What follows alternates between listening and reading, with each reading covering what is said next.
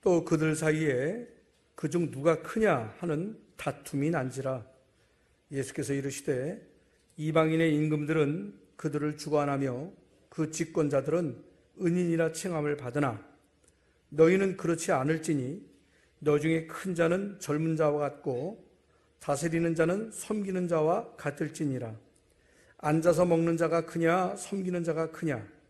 앉아서 먹는 자가 아니냐? 그러나 나는 섬기는 자로 너희 중에 있노라. 성경 말씀 한 군데 더 보겠습니다. 누가복음 1장입니다.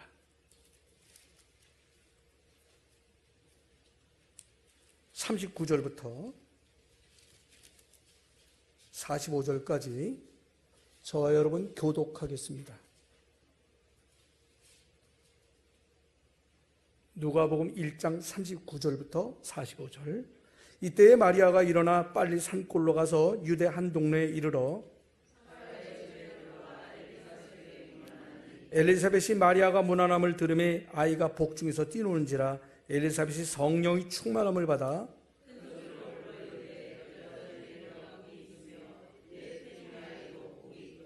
내 주의 어머니가 내게 나아오니 이 어찌된 일인가?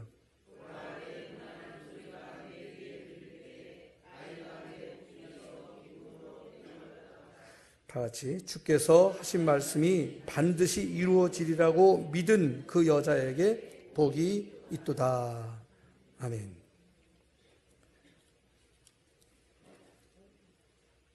할렐루야. 우리 옆에 계신 분들하고 인사 나누겠습니다. 메리 크리스마스. 사랑합니다. 반갑습니다.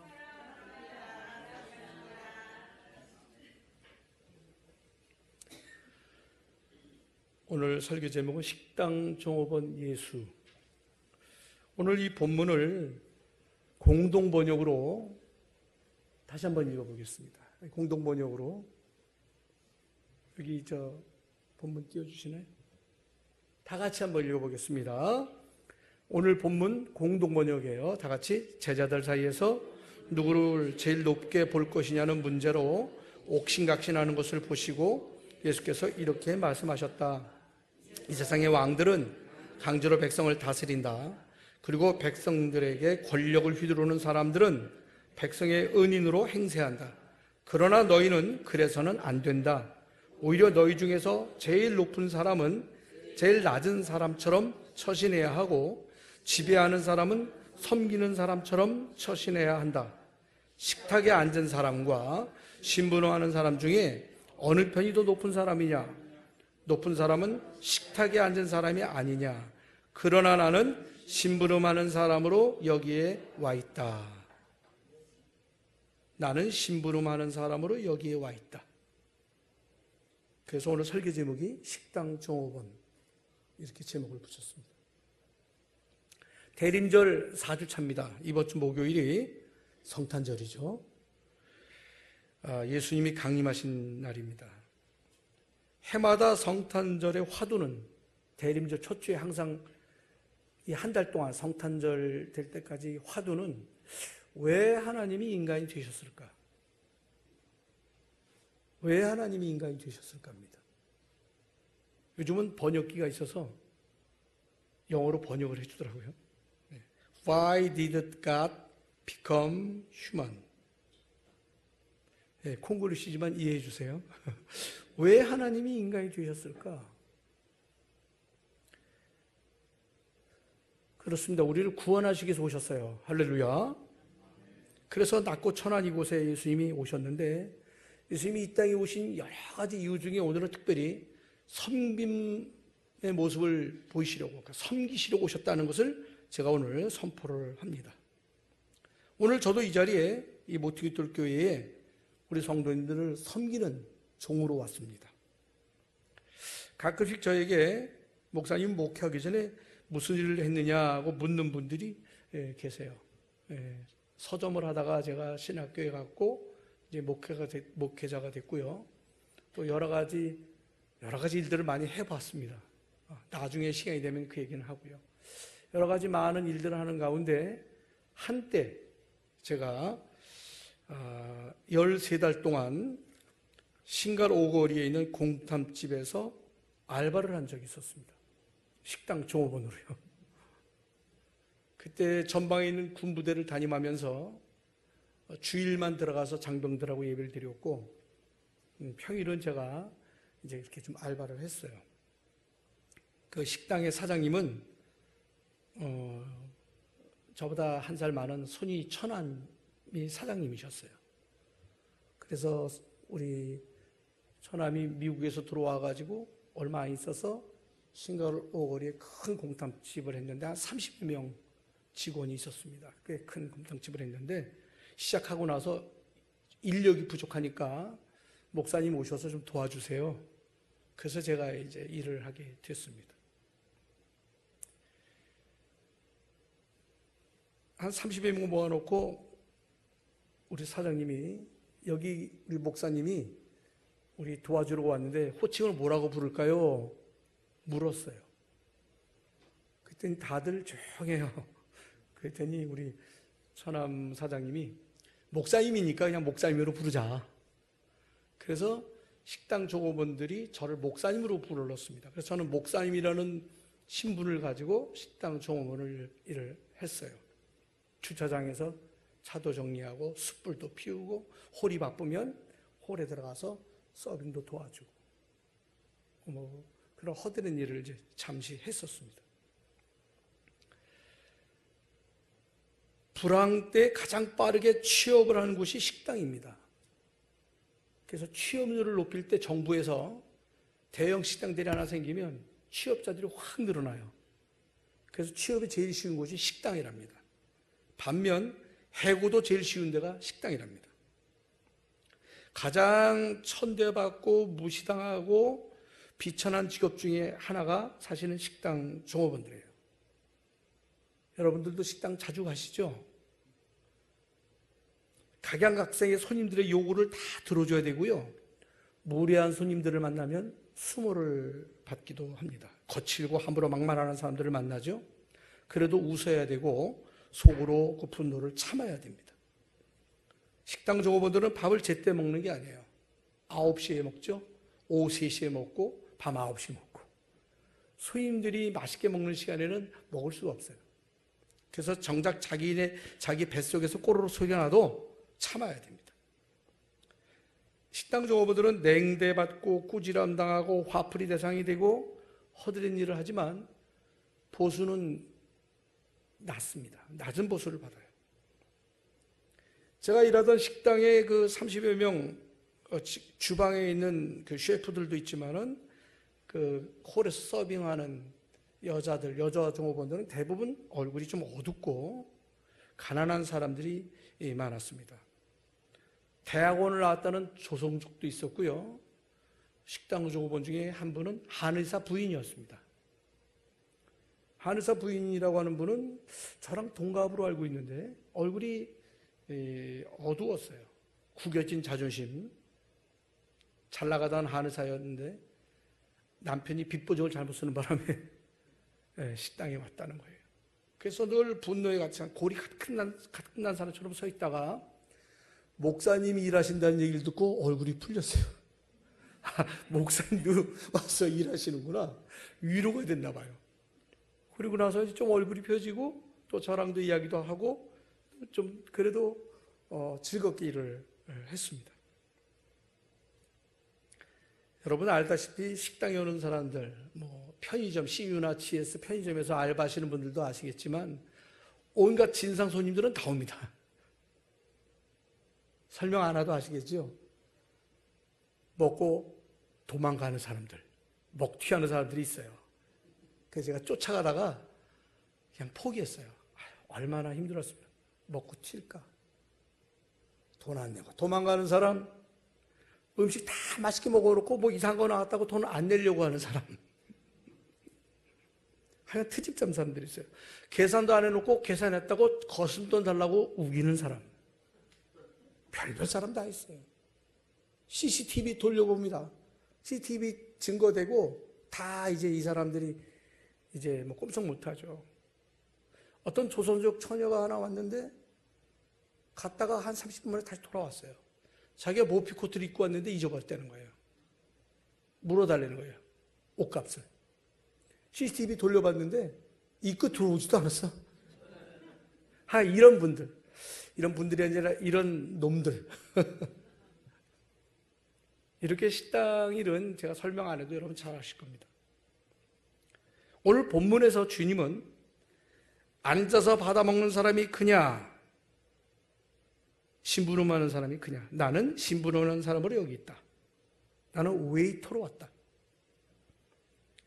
오늘 본문의 내용은 참 한심한 제자들의 모습이 그려집니다. 오늘 누가복음 22장은요, 예수님이 십자가 지시기 전이에요. 최후의 만찬 자리입니다, 이 자리가. 요한복음 13장에서는 예수님이 최후의 만찬 하시다가 수건을 물 떠와가지고 제자들 발을 씻기는 내용이 나와요. 내가 선생으로서 너희 발을 씻겼으니 너도 다른 사람들 발을 씻겨라. 영어를 보게 되면 must, 반드시 해야 한다. may가 아니에요.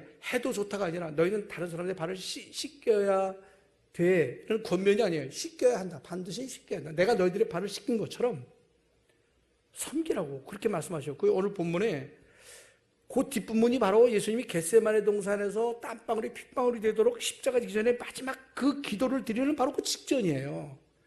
그런 상황에서 제자들은 한심하게 누가 높냐, 누가 크냐를 싸우고 있어요. 분위기 파악 못하는 거죠.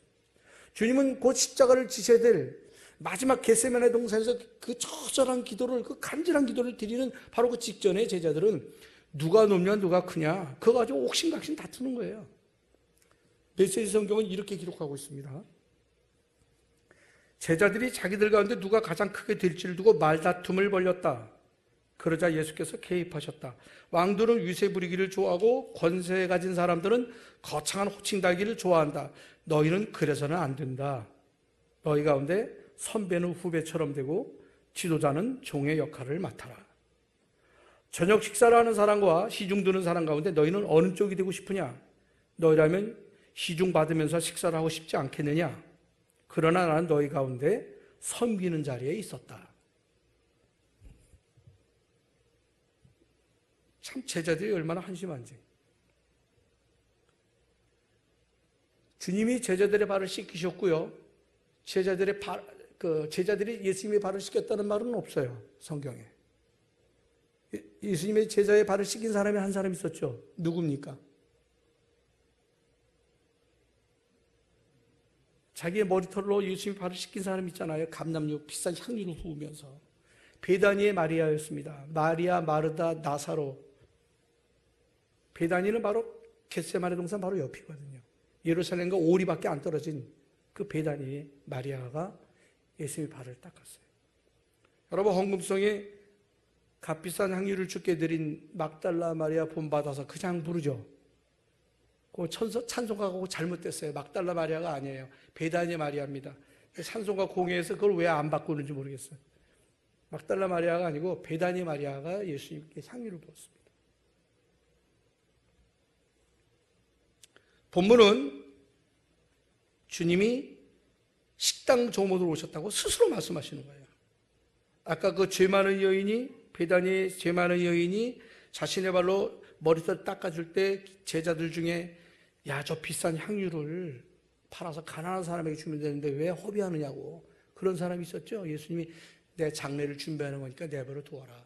그리고 실제로 그 주간에 예수님이 십자가에 달려서 돌아가셨거든요. 자, 오늘 예수님은 내가 식당 종업원으로 왔다. 분명히 말씀하셨어요. 금관의 예수라고 하는 노래도 있고 여러분 얘기 들어보셨죠? 가시관을 쓰신 예수님의 그 가시관을 벗기고 교회와 기복신앙만을 주장하는 사람들은 예수님 머리에 금관을 씌웠어요. 섬기는 예수님의 모습이 아니라 영광을 받으시는 예수님만 만들었죠. 원래 예수님의 모습은 가시메 연료관을 쓰신 분입니다.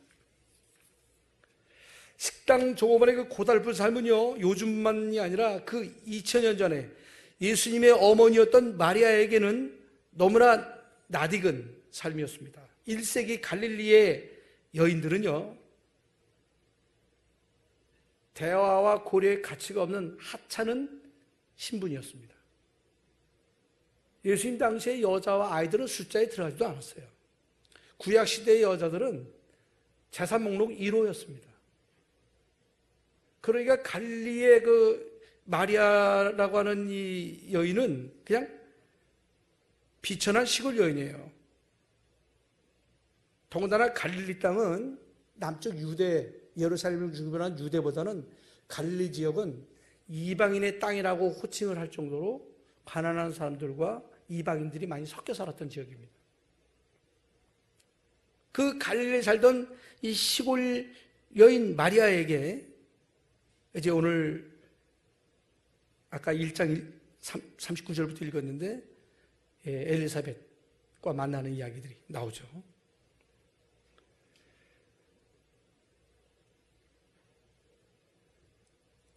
아무런 지위나 신분이 없었던 그런 여인 마리아.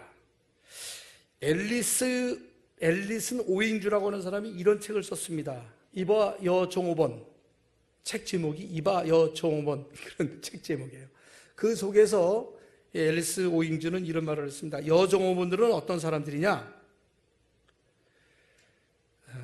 모든 사회의 대격변, 대소동, 사건, 전통, 논쟁과 쟁점을 주의 깊게 관찰하고 증언할 수 있는 사람들, 증언하는 사람들, 그리고 그 사건들의 일부를 구성하는 사람들. 쉽게 제가 설명해 드리면, 박정희 대통령 시해 사건 때, 궁정동 시해 사건 때 곁에 있던 사람들이 누구였어요? 심수봉, 가수들, 셰프, 식당의 셰프들, 그 다음에 음식을 날랐던 여종업원들이 있었죠. 나중에 재판할 때 그 식당 여종업원들, 셰프들, 그 사람들이 다 증언을 했어요. 그러니까 큰 사건, 어떤 대격변기에는 이렇게 우리가 생각하는 허드렛 일이라는 접시를 나르는 사람들이 목격자가 되고 증언자가 됩니다.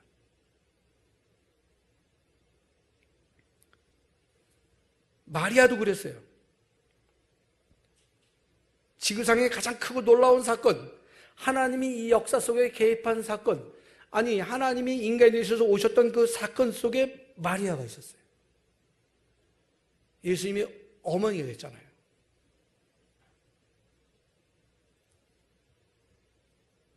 요즘 성남 이 분당에서 마리아가 만약에 살았다면 아마도 가난한 생활 속에서 어쩌면 저 서현동이나 야탑동의 먹자골목에서 어느 식당에서 손님들에게 쟁반 가득 음식을 나르는 그런 여인이었을지도 모릅니다. 곰탕 한 네 그릇 정도 들으면요 정말 후들후들합니다. 그거 들고 분주하게 나르는 그 종종종종 걸으면서 허리가 아픈데도 접대하는 그 여자분들 한번 생각해 보세요. 아마 마리아도 그런 일을 하지 않았을까 우리가 그렇게 생각하게 됩니다. 그러던 이 마리아가 오늘 누가복음 1장 39절에서 45절 보면 친척 엘리사벳이 방문했을 때 마리아는 천사와 대면했던 이야기가 꿈이 아니었구나, 이게 실제였구나 하고 아마 더 깨달았을 겁니다. 그래서 엘리사벳은 42절 보면요, 여기 한번 띄워주세요. 42절에 뭐라고 그래요? 이 말을 듣고, 자, 그 위에, 요거보다 위에 없나요? 같이 읽어봅니다. 더 위에요. 없어요. 그럼 제가 안 넣었구나. 제가 읽어드리겠습니다. 엘리사벳은 성령으로 충만해서 마리아에게 당신은 모든 여자들 가운데에서 가장 복되시며 태중의 아드님 또한 복되십니다. 42절에 이렇게 외칩니다. 태중의 아기가 누구죠? 예수님이죠. 다시 한번 여러분 본문 누가복음 1장으로 갑니다. 누가복음 1장을 다시 가볼게요. 자, 42절 같이 읽습니다. 다 같이 큰 소리로 불러 이르되 여자 중에 내가 복이 있으며 내 태중에 아이도 복이 있도다. 마리아가 자기보다 먼저 임신한 엘리사벳, 나이가 많은데도 임신했다는 소식을 듣고 천사가 나타나서 잉태 소식을 전해줬을 때 이 마리아가 친족인 엘리사벳에게 쫓아가요. 그래서 오늘 만나는 내용이거든요. 그때 엘리사벳이 마리아를 보고 내 태중의 아이가 복되다 하면서 북돋아주죠. 마리아를 떠받들고 북돋아주고 용기를 불어주고 기쁨을 나누면서 장차 메시아의 어머니가 될 마리아에게 도움을 주게 됩니다. 오늘 대강절기 이 넷째 주일에 오늘 우리가 다시금 떠올려야 되는 것은 진정한 기독교적인 삶은 섬김의 정신이 필요하다는 것입니다. 우리가 정말 예수님을 믿는 기독교인으로서의 삶을 진실로 살기 원한다면 접시를 받아먹는 손님 쪽에 위치하는 것이 아니라 손님에게 접시를 나르는 편에 우리는 서야 됩니다. 여기서는 아멘 하셔야 되는데 여러분 접시 받아만 드시겠습니까? 접시를 나르는 편에 서십시오.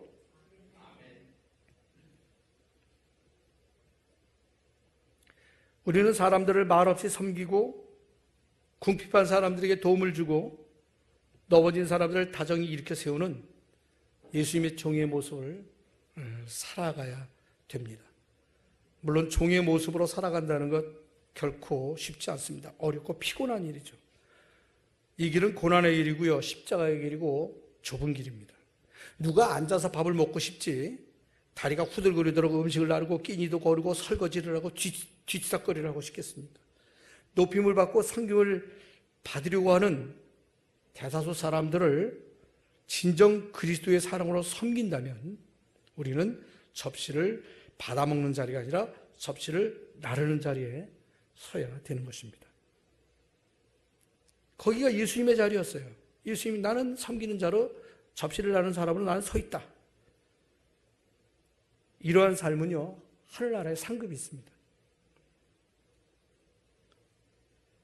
주님은 지극히 작은 자에게 물 한 잔을 대접해도 하늘에 상급이 있다고 하셨는데 이렇게 다른 사람을 섬기는 그 사람에게 분명히 하나님은 상급을 주십니다. 크리스마스 시즌이에요. 우리가 파티나 무슨 선물을 할까 혹은 어떤 아름다운 옷을 입을까 그런 온갖 장식의 마음을 빼앗겨서 크리스마스의 정신을 잃어버리고 세속적인 행복감에 취해 있다면 우리는 어쩌면 이 즐거운 명절에 성도로서의 본연의 임무를 망각할 수도 있습니다. 크리스마스의 정신, 그것은 바로 자기 비움, 낮아짐, 섬김입니다. 오늘 본문에서 마리아는 엘리사벳의 축복을 받아들인 후에 마리아 찬가를 부르죠. 그 마리아 찬가가 46절부터 56절까지 나옵니다. 자, 46절 같이 읽어볼까요? 마리아가 이르되 내 영혼이 주를 찬양하며 내 마음이 하나님 내 구주를 기뻐하였음은 그의 여종의 비천함을 보보셨습니다. 보라 이제후로는 만세의 날을 복이 있다 일컬이로다.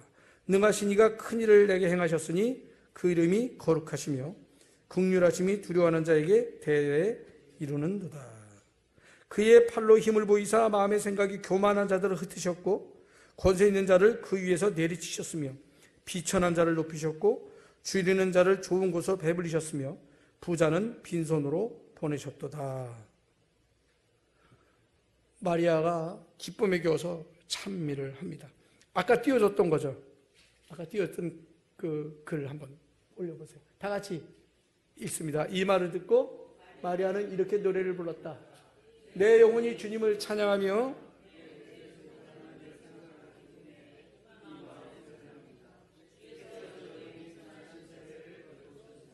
이렇게 찬양을 합니다. 우리 하나님은 예수님의 어머니를 선택할 때에 여왕이나 공주, 귀족의 딸, 부자들의 딸을 선택할 수도 있었겠지만 그렇게 하지 않으셨습니다. 대신 하나님은 어쩌면 갈릴리 식당에서 아니면 서현 야탑 골목에서 야간 근무에 시달리고 있을지도 모르는 보잘것없는 마리아를 선택하셨습니다.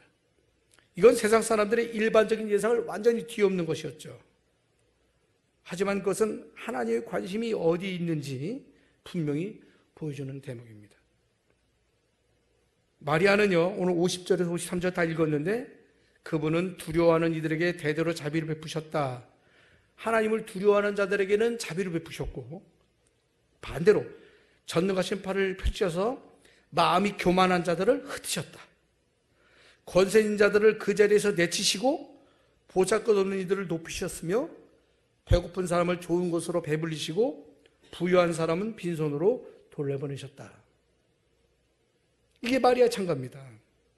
하나님은 배고픈 사람에게 좋은 곳으로 배불리셨다라고 마리아는 노래해요. 배고픈 사람들에게 먹을 걸 주고 이미 배부른 사람들의 식탁은 깨끗이 정리하는 식당 종업원으로서의 하나님, God as a waiter. 그 이미지를 암시하는 아주 매혹적인 본문이죠. 사랑하는 성도 여러분, 우리 주님은 마가복음 10장 45절에 이렇게 말씀하셨어요. 인자가 온 것은 섬김을 받으려 함이 아니라 도리어 섬기려 하고 자기 목숨을 많은 사람의 대속물로 주려 함이니라. 자, 찾아볼까요? 마태복음에도 10장에 나오고 마가복음도 10장에 나오는데 마가복음 10장 45절. 누가복음 바로 앞에 마가복음 10장 45절 봅니다.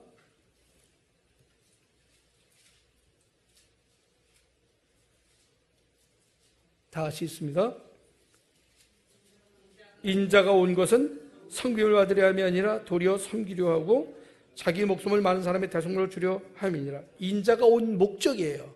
예수님이 이 땅에 오신 목적이에요. 섬기려 하고 사는 사람들을 위해서 내 대속물로 주려고 내가 왔다. 마태복음 20장 26절 27절을 제가 읽어드리겠습니다. 너희 중에는 그렇지 않아야 하나니 너희 중에 누구든지 크고자 하는 자는 너희를 섬기는 자가 되고 너희 중에 누구든지 으뜸이 되고자 하는 자는 너희의 종이 되어야 하리라. 으뜸이 되고자 하는 자는 종이 되어라. 십자가를 지치기 전에 그 주님의 비장한 마음도 모른 채 한심한 제자들은 서로 누가 크냐로 실라기를 하니 주님이 얼마나 기가 막히셨겠습니까? 그런 제자들에게 나는 손님이 아니라 식당 종업원으로 왔다고 하시면서 높은 자리를 차지하려고 하는 제자들에게 따끔한 일침을 주시는 예수님 말씀이에요. 성탄절의 정신은 따라합시다. 낮아짐, 자기 비움, 섬김. 성탄 시즌에 우리가 바깥 그런 흥겨운 분위기에 휩쓸리는 것이 아니라 더 겸손하고 낮아지고 자기를 비우면서 왜 하나님이 인간이 되셔야만 했는가를 깊이 생각하는 그런 성탄절을 보낼 때 우리는 성탄절을 잘 지키는 거예요. 할렐루야. 우리 옆에 분들하고 인사하겠습니다. 섬기십시오. 낮아지십시오. 비우십시오. 주님, 원래 저는 비울 수가 없어요.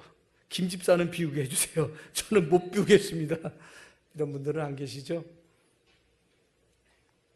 2000년 전에 우리 예수님 오실 때부터 남의 집 마옥간에서 태어나셨어요. 돌아가셔도 남의 집 무덤에 장사되셨어요. 아리마대 사람 요셉의 무덤에. 태어날 때부터 남의 집에서 태어나시고 그것도 마옥간에서 돌아가셨어도 남의 집 무덤에 묻히셨던 집 하나 편번이 없어서 순례하시면서 노숙하시면서 전도하시고 가난한 사람들 병자들을 치유하시던 그 예수님, 우리는 이제 한심한 제자들처럼 이 땅에서 크냐 작냐 높냐 많이 배웠냐 넓은 평수에 사냐 그런 거 세속적인 거를 따지는 그런 미숙한 성도들이 아니에요.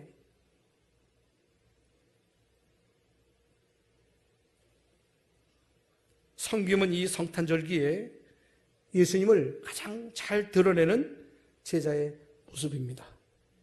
기도하겠습니다.